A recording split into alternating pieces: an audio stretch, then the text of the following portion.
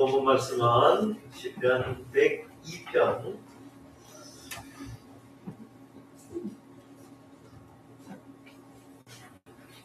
17절 말씀인데, 원래는 우리 102편 전체를 다 본문 말씀을 하고 있습니다. 말씀은 요절 말씀 한 절만 보도록 하겠습니다. 102편 17절 말씀입니다. 시작. 여호와께서 인공한 자의 기도를 돌아보시며 그들의 기도를 멸시하지 아니하셨도다. 아멘. 우리 모든 믿음의 공동체가 되어 있다는 것입니다. 찬양을 통해서 또 다짐하고 결단하는 저 여러분 모두가 되시기를 바랍니다. 그리고 또 1세기 오늘은 시편 102편 전체 말씀을 읽지 못하고 5절 말씀, 17절 말씀만 읽었습니다. 오늘 말씀의 제목은 주님, 우리에게 기도의 무릎을 회복시켜 주시옵소서 라는 말씀으로 함께 말씀의 은혜를 나눌 뿐만 아니라 다시 우리의 기도의 무릎이 회복되어지는 역사가 일어나기를 간절히 소망합니다. 이제 우리 송가빛교회 제2의 개척선언 오늘이 바로 315일째를 맞았습니다. 우리 그 유명한 말 중에 아도 폰테스라는 말이 있습니다. 아드라는 말은 수로라는 말이고, 폰테스라는 말은 라틴어인데 이게 우리 영어로 바꾸면 이게 파운틴, 샘, 본질, 근원 이런 뜻입니다. 그래서 아도 폰테스라면은 이건 이제 본질로 돌아가자, 그는 샘으로 돌아가자 이런 의미를 갖고 있습니다. 이것은 바로 오늘날 이 시대에도 신앙의 본질을 회복하라는 하나님의 명령이에요.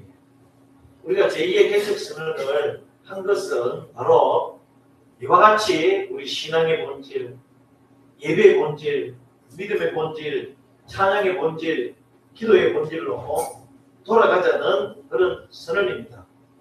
그게 벌써 1년이 다가오는 것입니다. 아시다시피 우리 교회는 개혁교회입니다. 1517년 마르틴 루터가 비텐부르크 그 성당에 95개조 관방문을 게시를 하고 하나님의 말씀으로 돌아가자. 그게 바로 아도 폰테스예요. 신앙의 본질로 돌아가자. 그 이래로 이 외침이 이제 17세기에 독일의 루덴슈타인이라는 신학자가 라틴어로 뭐라고 얘기했냐면 에클레시아, 교회는 개혁되었고 그리고 또 계속해서 개혁되어져야 한다 라는 유명한 말을 남겼습니다. 오늘날 모든 개혁교회, 우리 교회뿐만 아니고 모든 개혁교회가 이미 개혁이 되었고 그리고 또 앞으로도 계속 개혁되어야 한다. 신앙의 근원으로 돌아가야 한다. 본질로 돌아가야 한다. 말씀으로 돌아가야 한다는 이 개혁의 과정을 계속해서 우리가 밟고 있는 것입니다. 그러니까 우리 교회가 세상의 다른 교회들보다 더 많은 문제를 안고 있어서 제2의 개척선언을 한 것이 아니고 다른 모든 교회에 마찬가지로 우리 송가빛교회도 개혁교회로서 그리고 항상 오늘도 주님 다시 오시는 그날까지 계속해서 바른 믿음, 바른 신앙 생활을 향해서 개혁을 멈추지 말아야 한다는 그런 의미인 것입니다. 그런 점에서 오늘은 우리 신앙의 핵심이자 신앙생활에 있어서 아무리 강조해도 지나치지 않는 기도에 대하여 말씀을 나누려고 합니다. 수없이 들었던 기도에 대한 말씀 다시 묵상하는 것은 저와 여러분들이 기도에 대한 말씀과 기도 생활을 다시 한번 돌아보고 기도의 아드폰테스, 기도의 본질, 기도의 근원으로 다시 돌아가자는 것입니다. 특별히 지금 우리 교회는 시편 말씀을 묵상 중에 있습니다. 그리고 오늘 본문 말씀이 바로 10편 묵상해야 할 본문 말씀, 오늘 주일 묵상 말씀이 102편. 10편 102편의 말씀은 기도의 본질이 뭔지, 그리고 우리가 어떻게 기도드려야 되는지, 거기에 대한 가르침이 이 말씀 속에 고스란히 녹아 있다고 볼 수 있습니다. 어떻습니까? 여러분들의 기도 생활은 안녕하십니까? 지난 한 주 여러분들 하나님께 얼마나 기도하며 살았습니까? 얼마나 하나님 앞에 무릎을 꿇었습니까? 저와 여러분들에게 하나님 그걸 물으시죠. 그런데 오늘날 우리 교회도 그렇지만 많은 그리스도인들이 기도 생활에 위기를 경험하고 있습니다. 또 기도 생활에 위협을 받고 있습니다. 남에게 보여주는 공중기도, 무슨 대표기도 또는 행사에 대한 기도는 하지만 그런 기도 외에 일상생활에서 기도하지 않는 교인들의 숫자가 지금 점점 더 늘어나고 있다는 것은 명백한 사실입니다. 제가 지난주 예수의 삶과 가르침을 학교에서 강의했습니다. 그야말로 복음을 전했죠. 참 하나님 앞에 늘 감사한 것은 그렇게 대나놓고 합법적으로 예수의 삶과 복음, 그분의 가르침을 가르친다는 것은 정말 저에게 주어진 특별한 하나님의 은혜고, 또 그렇게 복음을 선포하면서 마음에 큰 기쁨과 감격이 있었습니다. 수업 중에 제가 그렇게 학생들에게 말했죠. 이 중에도 분명히 그리스도인들이 있을 것이다. 기독교인들이 있을 것이다. 제가 20년 넘게 학교에서 학생들을 가르치고 전도 또는 전도를 위해서 계명대학교 학교 식당 가오문에 식사를 했지만 그게 분명히 수없는 기독교인들이 있어요. 그런데 한 번도 기도하고 밥 먹는 학생들 본 적이 별로 없습니다. 별로 없다는 말보다는 한 번도 본 적이 없습니다.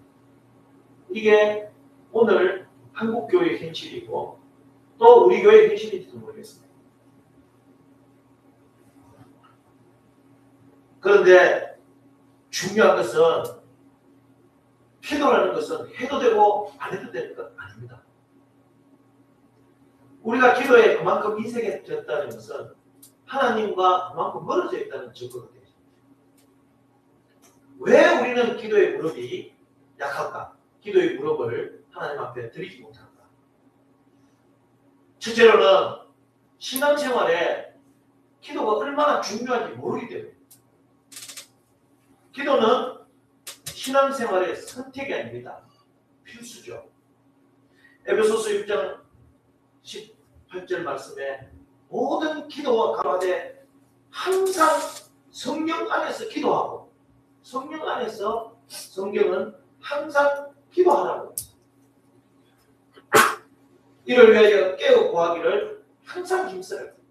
항상 기도할 수 있도록 항상 깨어서 하나님 앞에 구하라고, 그리고 특별히 성도를 위하여 기도하라고 말씀하고 있습니다.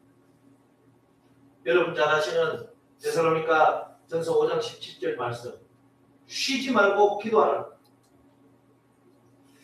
예수님도 누가복음 18장 말씀에 항상 기도하고 낙심하지 말 것을 비유로 말씀하셨습니다. 예수를 믿는 우리가 예수님의 말씀을 따르는 것은 신앙생활의 가장 중요하고 핵심적인 순종입니다. 그런데 어떤 분들은 기도라는 것은 시간이 날 때 하는 것, 생각나면 하는 것, 또는 인생에 절박한 일이 있을 때 하는 것, 이걸 기도라고 생각합니다. 육신이 살려 그러면은 우리가 숨을 쉬어야 돼요. 저와 여러분들도 지금 살아있는 것은 숨을 쉬고 있기 때문인 것입니다. 기도는 영적인 호흡이라고 했습니다. 영적인 호흡을 멈추면은 영은 죽는 것입니다. 기도는 신앙생활의 선택사항이 아닙니다. 기도라는 것은 그야말로 죽느냐 사느냐라는 생존의 문제인 것입니다. 기도가 중요하지 않다든지 기도를 안 해도 된다든지 그렇게 말하는 것은 영적으로 죽고 싶다든지 또는 죽으라는 말과 마찬가지입니다. 둘째로 기도를 안 하는 것이 죄라고 생각하지 않기 때문에 그렇습니다. 적어도 작은 믿음이라도 있으면 우리가 남을 속인다든지 남을 뒤에서 비방한다든지 지난주 시편에 있었던 말씀처럼 또는 하지 말아야 할 시기나 질투 이런 걸 하면은 그래도 양심에 찔립니다. 주일 예배를 빼먹거나 또는 술이나 담배를 아직도 끊지 못하고 그렇게 신앙생활하면은 어쨌든 믿음 생활이 그렇게 깔끔하지 않습니다. 뭔가 마음에 걸립니다. 그런데 기도하지 않는 신앙생활에 대해서는 크게 죄의식을 느끼지 않습니다. 여러분 하루 기도하지 못하고 살았다고 막 통회하고 자복하면서 회개의 기도를 드린 적이 있습니까? 그러나 성경은 분명히 우리에게 이렇게 말씀하고 있습니다. 나는 너희를 위하여 기도하는 죄를 쉬는 것을 결코 범하지 않는다고 했습니다. 기도하지 않는 것을 죄라고 했습니다. 기도를 쉬는 것, 특별히 저를 비롯해서 주의 사역을 감당하는 자는 누구보다도 더 열심을 다해서 항상 기도의 무릎으로 하나님 앞에 나아가야 되는 것입니다. 할렐루야. 셋째로 왜 기도를 안 하느냐? 왜 기도의 무릎으로 안 나가느냐? 기도에 대한 잘못된 생각이나 가르침 때문입니다. 우리는 이렇게 생각합니다. 하나님은 전지전능하신 분이시다. 하나님은 나의 모든 형편을 다 알고 계시고 심지어 하나님은 내가 무엇을 원하는지 다 알고 계신다. 내가 뭘 기도하고 싶은지까지도 다 알고 계시는 분이시다. 그리고 하나님은 이 세상에서 모든 주권을 다 가지신 분이시다.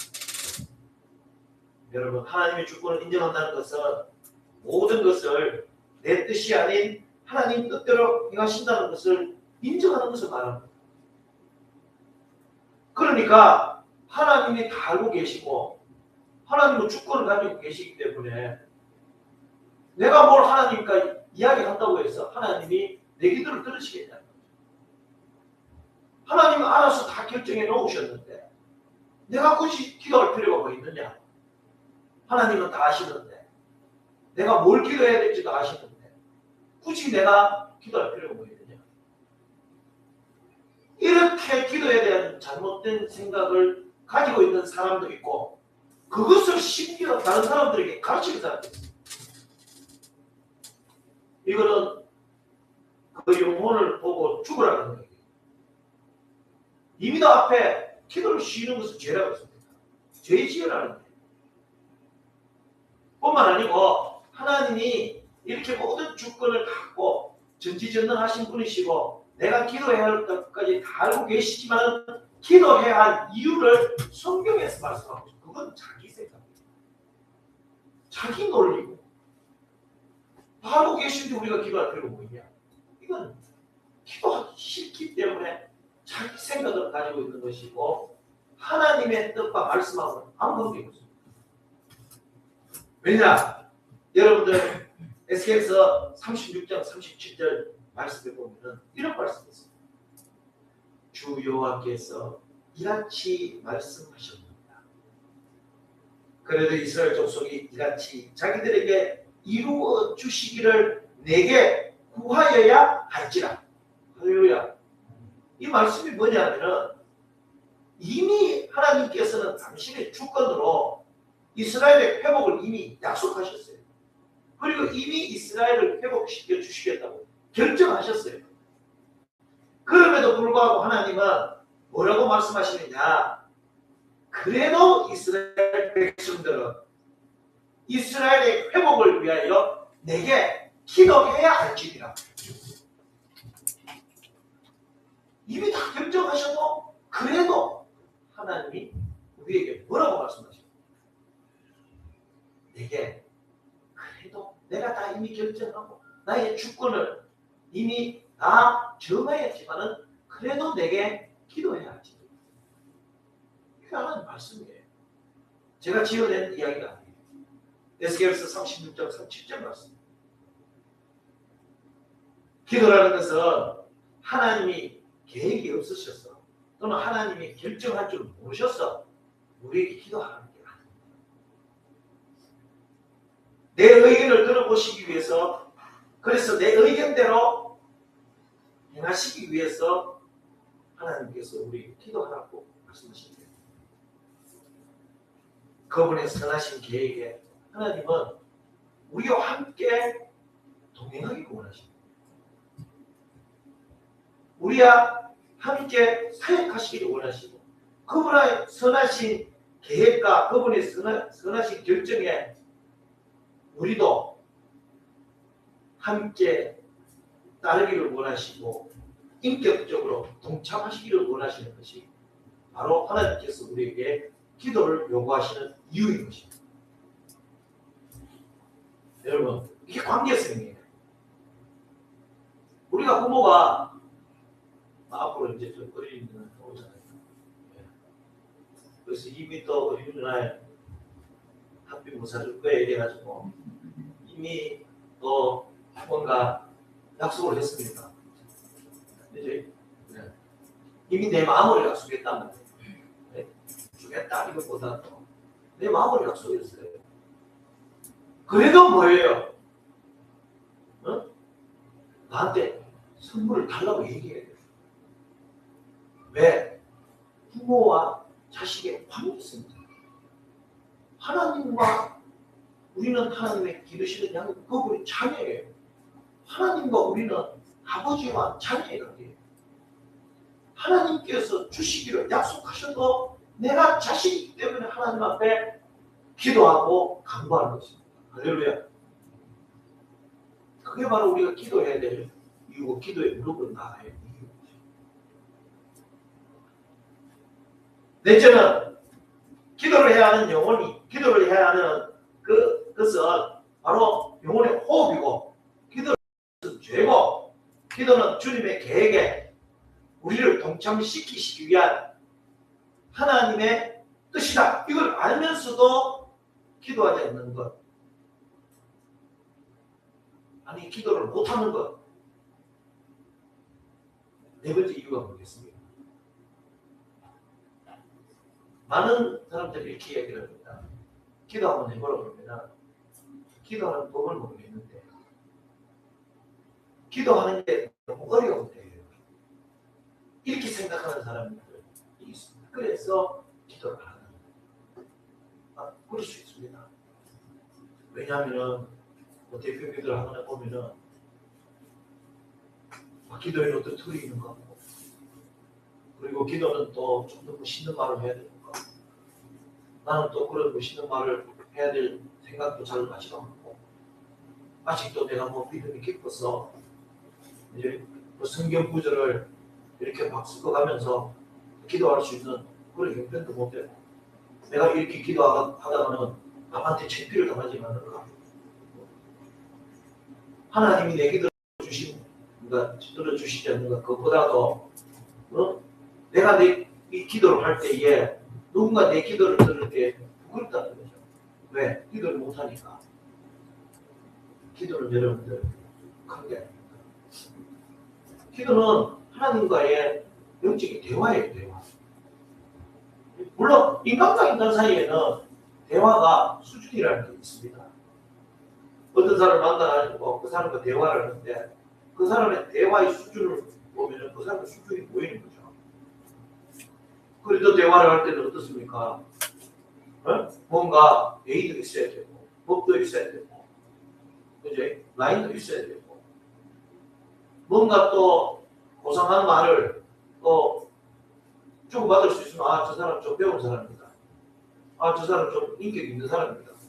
이렇게 사람이 그걸 판단하는 거죠. 근데 하나님은요, 그거 가지고 나의 믿음을 판단하지 않습니다. 그런 어떤 좋은 미사 역으로 드려지는 기도를 하나님께서 아, 이거 너무 아름다운 기도다, 너무 좋은 기도다, 너무 멋진 기도다, 이렇게 해서 야, 너 정말 믿음이 좋구나, 너 정말 나한테 진실하게 기도했구나, 너 정말 내가 멋진 기도를 했으니까 내가 기도에 응답해 줘야 되겠구나, 복을 주셔야 되겠구나. 그렇지 않습니다. 왜 그러냐면 여러분, 기도라는 것은 절대로 남에게 보여주기 위한 기도가, 인간의 판단을 받기 위한 기도가 기도가 아니에요. 오늘 여러분들 나는 기도를 못해서 기도하는 법을 몰라서 잘 들으시고 이제는 그런 이야기 하지 않기를 바랍니다. 왜 그러냐? 여러분들, 하나님의 원하시고 기뻐하시는 기도는 절대로 뭐 그런 어떤 유식한 기도, 뭐 수사학적인 어떤 것을 사용하는 기도, 그런 기도가 아니고, 우리 주님 원하시는 기도는요, 누가복음 18장에 보면은 예수님께서 기도를 가르치시는 장면이 나옵니다. 거기에 보면은 이제 예수님이 성경에서 기도하는 두 사람을 봅니다. 하나는 바리새인 기도입니다. 그리고 하나는 누구 남들로부터 손가락질 받는 죄인의 대표격인 세리의 기도였습니다. 바리새인의 기도는 그야말로 그 당대에 정말 세련된 문장과 종교적인 수식으로 가득 있습니다. 다시 말해서 액세서리 기도였던 거죠. 남에게 보여주기 위한 일종의 기도가 퍼포먼스였습니다. 하나님을 향한 기도가 아니라 자기 의를 자랑하는 그런 기도였습니다. 그리고 실제로 예수님 당시에 바리새인 기도 문제가 있었습니다. 되게 세련된 문장으로. 그래서 그것을 이제 낭독을 하는 거죠. 그 낭독은 하나님을 향해 있는 것이 아니고 자기가 이렇게 기도를 잘한다, 자기는 이렇게 의롭고 선한 하나님의 계명을 잘 지키는 그런 사람이다 라는 것을 이렇게 공연하는 거예요. 기도가 공연이에요. 기도가 퍼포먼스. 기도는 형식은 하나님을 향해 있는데 내용은 자기를 향해 있어요. 이런 기도는 아무리 아름답고 세련되고 아무리 미사역으로 섞어도 하나님이 결코 듣지 않는 기도예요. 왜? 누가복음 18장에 그렇게 말씀하고 있어요. 반대로 세리의 기도는 뭡니까? 아무런 미사역도 없습니다. 무슨 세련된 어떤 기도의 형식도 없습니다. 단지 세리의 기도는 너무너무 투박했지만은 그의 마음의 중심을 가감없이 하나님 앞에 토해냈죠. 고백했습니다. 겸손하게 무릎을 드리는 기도였습니다. 기도의 방향이 하나님을 향하여 정확하게 있었습니다. 그런 감히 하나님을 쳐다보지도 못하고 가슴을 치면서 단지 이 한마디 하나님이여 불쌍히 여기소서. 나는 죄인입니다. 그때 예수님께서 이 두 사람의 기도를 비교하고 뭐라고 말씀하십니까? 누가복음 18장 14절 말씀에 내가 너희에게 이르노니 이에 저 바리새인은 아니고 이 사람이 저 세리의 그 기도를 의롭다 하심을 받고, 이 세리의 기도가 의롭다 하심을 받고 자기 집으로 내려갑니다. 말씀하고 있습니다. 여러분, 못하는 기도는 없습니다. 응답받지 못한 기도는 있습니다. 마음의 중심이 없는 기도, 정직함이 없는 기도, 겸손함이 없는 기도, 기도의 방향이 겉으로는 하나님을 향해 있는데 자기를 향해 있는 것. 그런 기도가 아니라면 하나님은 어떤 기도든지 기쁘게 받으시고 우리와 대화를 하시고 그 마음의 중심을 알아주시고 우리의 기도를 응답해 주시는 것입니다. 할렐루야. 기도하지 않는 다섯 번째 이유는 많은 사람들이 또 신앙생활을 잘하는 사람도 기도는 항상 하는 것이 아닙니다. 절박할 때 기도해야 합니다. 이렇게 생각합니다. 절박하면 기도하게 되어 있죠. 절박해도 기도 안 하지만 절박하면 기도하게 되어 있습니다. 그런데 진짜로 우리 인생에 절박한 게 없어서 기도 안 할까? 그걸 한번 물어보자. 네. 여기 앉아있는 여러분들 중에 내 인생이 기도라는 것은 절박하기 때문에 그래야 된다라고 생각하는 분들에게 묻는 거예요. 그래서 내 인생에 절박한 게 없기 때문에 나는 기도를 안 합니다. 이렇게 생각하냐는 거예요.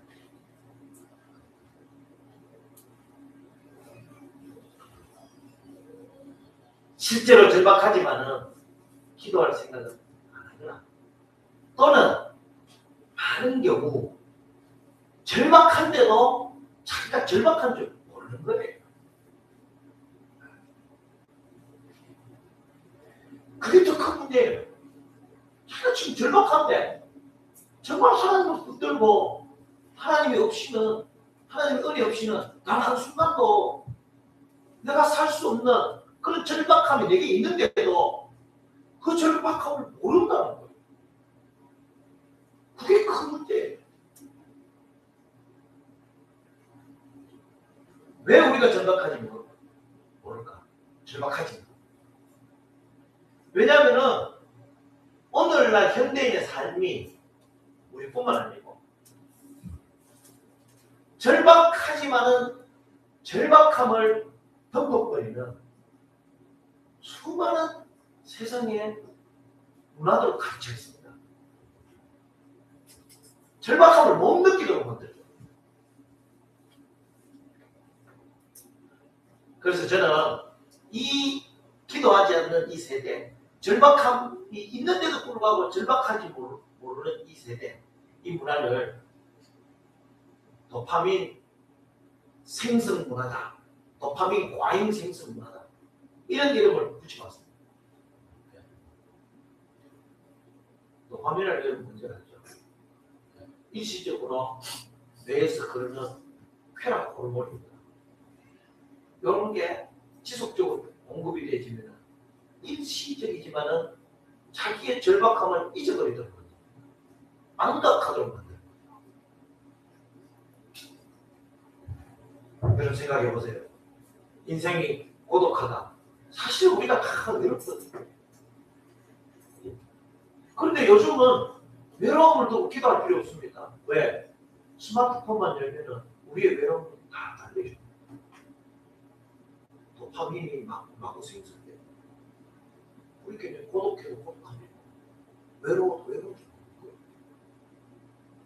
뿐만 아니고 우리 인생의 가장根本적인 문제가 뭐예요?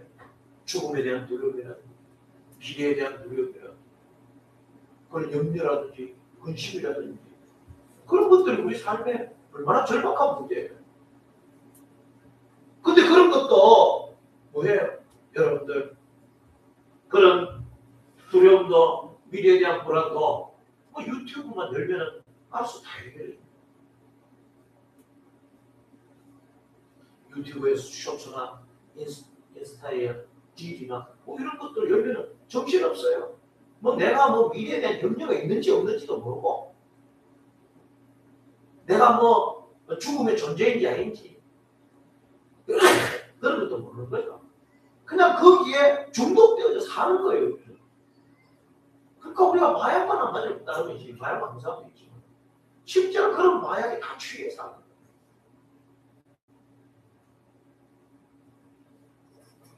그래도 우리 마음 가운데 또 때로는 그 마음이 밀려올 때도 있습니다. 그러면 어떻게 합니까?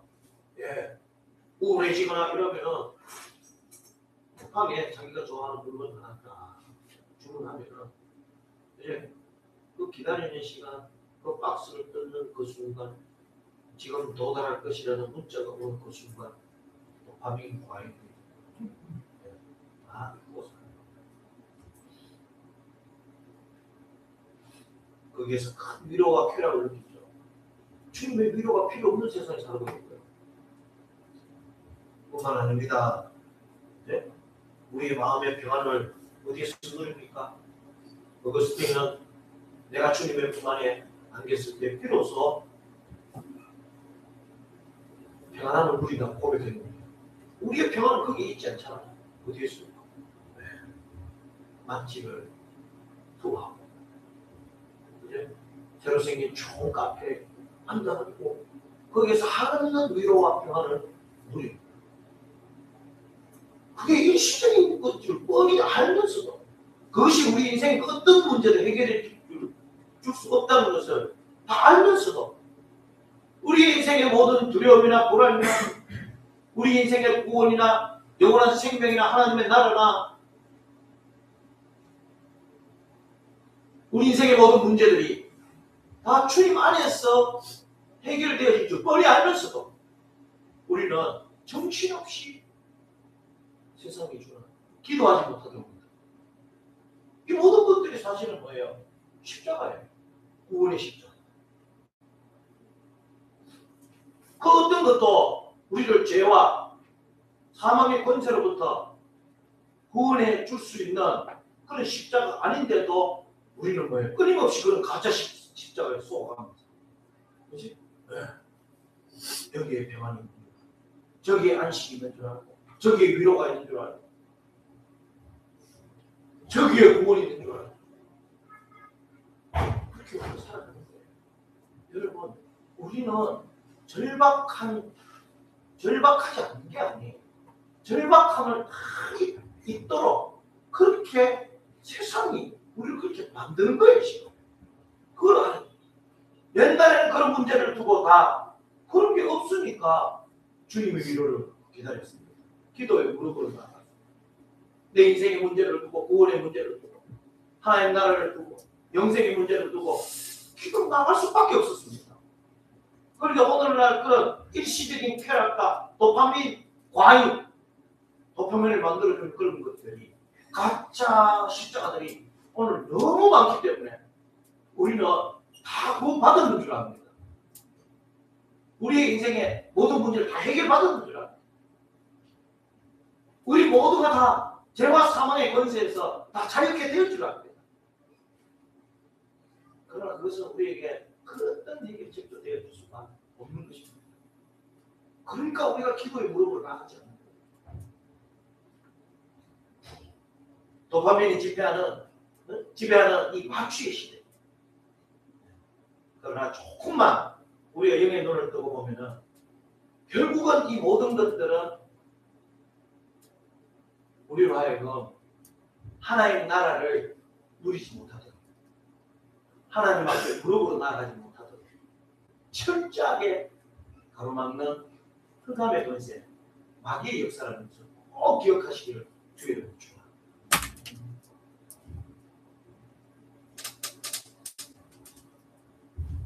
그렇다고 해서 지금 당장 스마트폰을 나쁜 노예가 다 뺏겨버려요.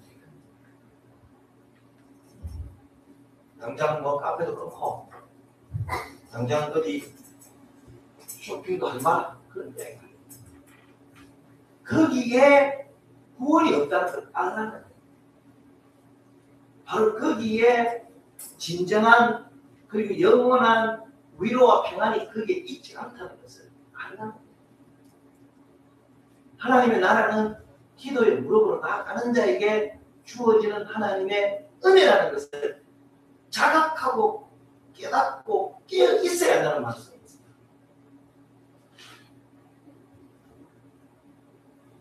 오늘 시편 102편의 기자가 정말 하나님 앞에 간절하게 기도합니다.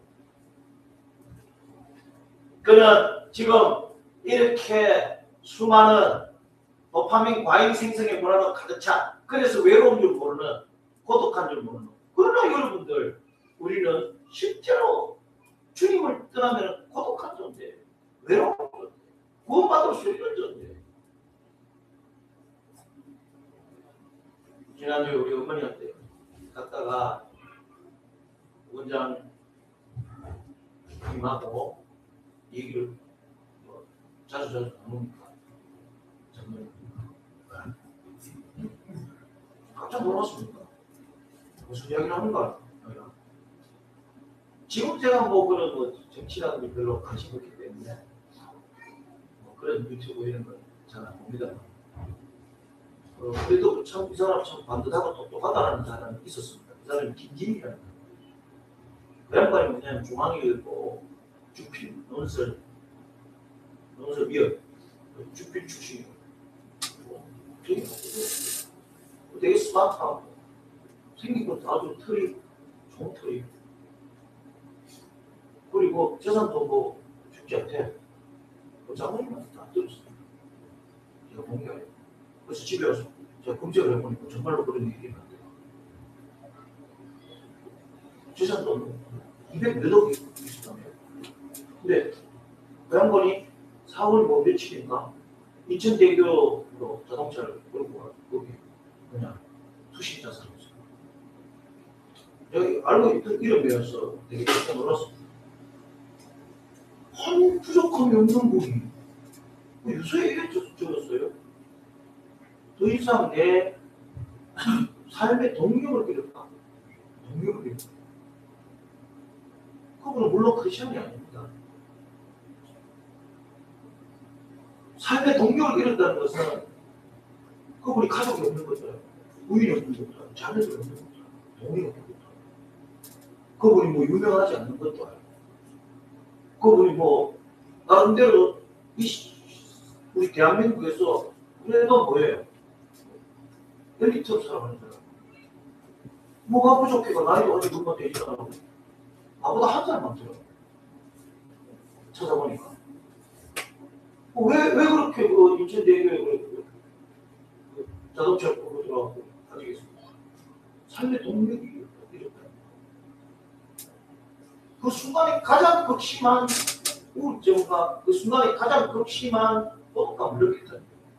지금 이 시대에 그런 것들이 가득하고 해서 우리의 원초적인 하나님을 떠난 원초적인 고독의 문제를 해결해 줄 수 없을 때 일종의 그냥 순간적인 일시적인 도파민 생성. 그런 분들은 이제 그걸 아는 것이 없어요. 소망이 없는 거예요. 그럼 뭐예요? 스스로 살 희망도 없고 가치도 없다고 느끼는 거예요. 사실 이 시편 102편 기자도 지금 그 순간에 와 있는 거예요. 지금. 그 고독한 이 고독의 몸부림치며 부르짖습니다. 시편 102편 말씀 1, 2, 3절을 보게 되면 이렇게 나와 있습니다. 괴로운 날에 내 기도에 귀를 기울여 주시고 주님 속히 응답하여 주시옵소서. 진짜 고독해 미치겠습니다. 이거예요. 진짜 외로움 미치겠습니다. 이 시편 102편이 누구의 시편인지 모르지만 대부분 시편이 다윗의 저자이나 다윗을 위한 시편이 많습니다. 얼마나 괴로웠으면 그 시편 중간에 말씀 보면 이렇습니다. 내가 지금 연기처럼 사라지는 느낌입니다. 아마 그 김진이라는 분도 그랬을 거예요. 연기처럼 지금 자기가 사라지고 있는 거예요. 삶의 동력을 이렇게. 그리고 뭐라고요? 때가 다 타들어가고 있습니다. 음식물을 목구멍으로 넘기지 못하겠습니다. 괴로움이 이래 돼요.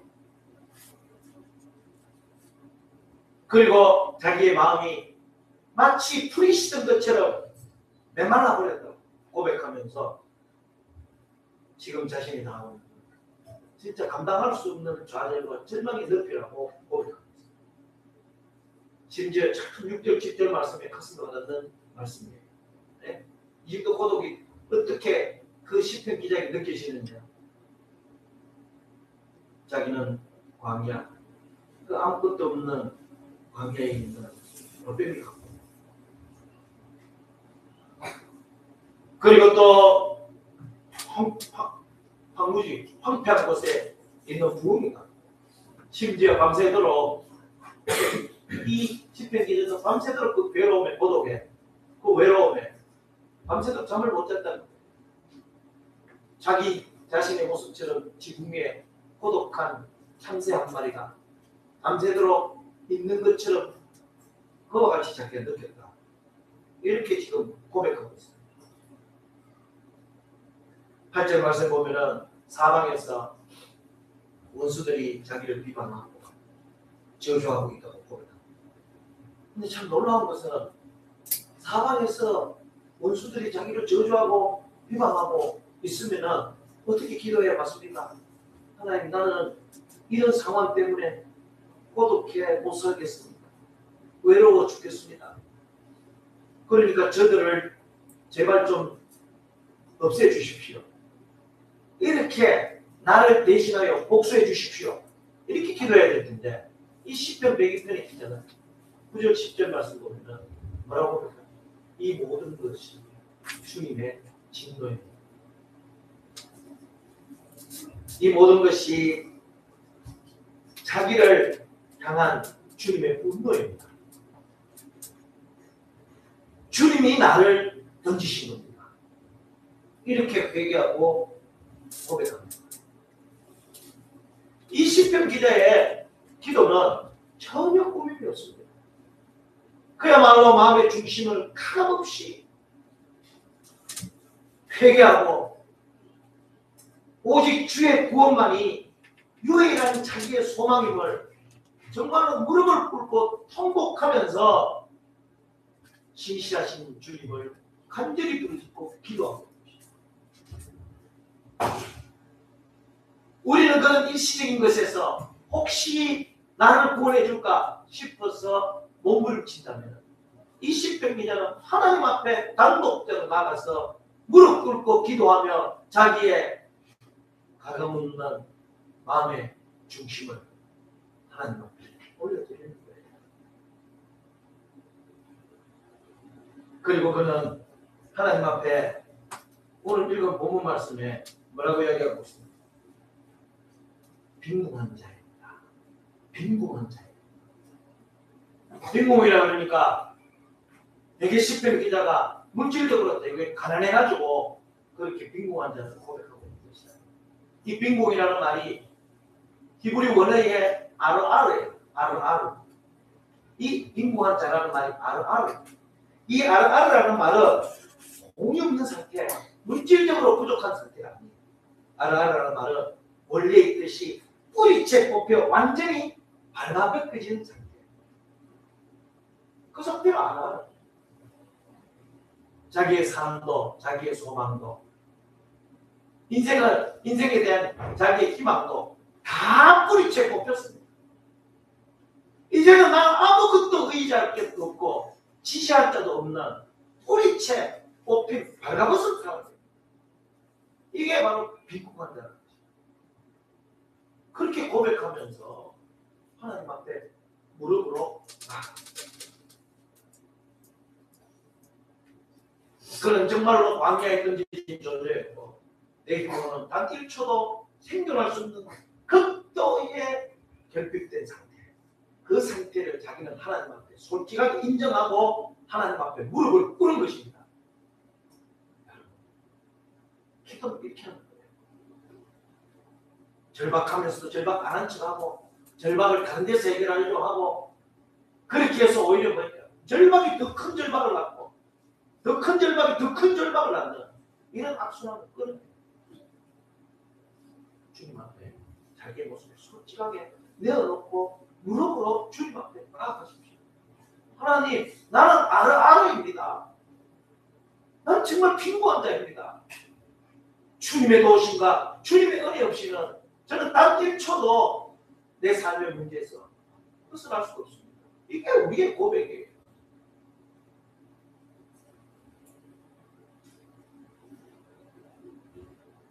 세상에 취해 절박함을 망각한 우리의 영적인 상태를 바라볼 수 있는 눈을 바로 그때에 우리는 무릎으로 주님 앞에 나아갈 수 있습니다. 항상 기도함으로 기도하지 않는 죄를 범하지 않는 그런 그리스도인으로 살아갈 수가 있는 것입니다. 여러분 꼭 이렇게 기도하십시오. 나는 절박한 게 안 게 아니에요. 내 인생이 절박하다는 것을 세상이 모르도록 계속해서 나를 중독시키고 절박에 대한 무지 때문에 내가 절박하다는 것을 모르는 거죠. 그럴 때에 정말 주님 앞에 솔직하게 가감없이 정직하게 그리고 겸손하게 나가야 됩니다. 저는 뿌리 뽑힌 인생입니다. 뿌리 뽑힌 존재입니다. 아라의 존재입니다. 주님의 은혜가 아니면 저는 오늘을 살아갈 수가 없습니다. 우리 하나님께서 나를 도우실 때에 비로소 나는 실패와 고독과 불안과 모든 두려움 그리고 죄와 사망의 권세에서 나는 자유케 되어질 줄로 믿습니다. 주님의 평안을 누리게 되어질 줄로 믿습니다. 주님의 말씀 없이 단 하루도 나는 사단의 유혹을 이길 수 없고 주님 앞에 무릎으로 나아가지 않고서는 이 어둠의 권세에 저항할 수 없습니다. 우리가 왜 거기에 정신없이 빠집니까? 기도 안 하기 때문에 저항하지 못합니다. 주님의 능력이 아니고서 어떤 사역도 할 수 없다는 고백해요. 이 아라의 존재로서 그리고 이 아라의 기도를 매일 항상 하지 않고 우리가 어떻게 하나님의 자녀 하나님 나라의 백성 그리고 하나님의 일을 감당하는 사역이라고 그렇게 살아갈 수 있겠습니다. 오늘 우리 성가비교회 다른 교회 바라볼 필요가 없습니다. 다른 교회 성도들이 어떻게 신앙생활 하는 걸 바라볼 필요가 없습니다. 우리 자신이 먼저 기도의 무릎으로 나아가시고 기도가 회복되게 세상에 도파민 광행에 지셔야지 말입니다. 우리를 새롭게 하시는 우리에게 진정한 하나의 나라를 우리를 허락하시는 주님입니다. 내 절박한 인생과 삶을 솔직하게 고백하고 온전한 하나의 나라를 우리 가운데 이루면서 우리 교회 가운데 우리 가정 가운데 각자의 신념 가운데 진정한 하나님의 나라를 이루며 살아가는 그런 저와 여러분들 되시길 주님의 이름으로 축원합니다. 기도하시겠습니다. 하나님, 우리는 기도 없이는 진짜 단 하루도 살아갈 수 없는 빈궁한 자, 나라가는 존재입니다. 진짜 우리는 전적으로 부패하고 무능한 자임을 주님 앞에 고백드리지 않을 수 없습니다. 내 존재는 지금 뿌리채 꼽혀 있는 상태라는 것, 벌거벗은 상태라는 것을 우리가 하나님 앞에 고백하지 않을 수 없습니다. 그래서 우리에게도 쏟고, 나 자신에게도 쏟고, 세상에도 쏟고, 어둠의 권세에도 쏟아서 기도 없이도 살아갈 수 있고, 기도 안 해도 살아갈 수 있다고 착각하며 살아가는 불쌍한 우리 인생. 기도 없이도 내 인생의 절박한 문제가 해결될 수 있고, 기도 없이도 구원받을 수 있고, 기도 없이도 사명자가 될 수 있다는 착각 속에 빠져 살아가고 있습니다. 주님, 회개합니다. 예수님의 거룩한 보혈의 피로 우리를 덮어주시옵시고 다시 한번 시편 102편의 기자처럼 하나님 앞에 솔직하고 정직하게 빈궁한 자로 고백하며 부르짖으며 기도의 무릎을 회복하는 우리 송가비교 성도들이 되게 역사하여 주시옵소서. 빈궁한 자의 기도를 멸시하지 아니하신다고 고백하고 있습니다. 하나님, 나의 괴로운 날에 주의 얼굴을 내게서 숨기지 마시고 주의 길을 내게 기울이사 내가 부르짖는 날에 속히 내게 응답하소서. 이 기도로 주님 앞에 나아오니 모든 소비 성도들 될 수 있도록 역사하여 주실 줄 굳게 예수님께 하신 이름으로 기도합니다. 아멘.